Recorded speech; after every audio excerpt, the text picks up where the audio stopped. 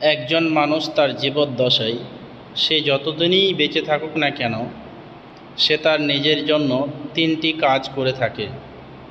হাদিসে রাসূলুল্লাহ সাল্লাল্লাহু আলাইহি ওয়াসাল্লাম বলেন, মান আকালা ফালি নাফসিহি, একজন মানুষ যা কিছু খেলো সে তার নিজের জন্যই খেলো বা নিজের শরীর পরিচর্যার জন্য সে ভক্ষণ করলো বা পান করলো। এবং একজন মানুষ ওয়ামান আলবাসা ফালি নাফসিহি, এবং একজন মানুষ যা পোশাক পরিধান করলো সে তার নিজের জন্যই করলো। এবং রাসূলুল্লাহ সাল্লাল্লাহু আলাইহি সাল্লাম সর্বশেষ বলেন যে ওই ব্যক্তিটি সে তার নিজের জন্য ওই কাজটি করলো যেটি তার পার্থিব জীবনে পরকালের জীবনের জন্য কিছু দান খায়রাত করে চলে গেল।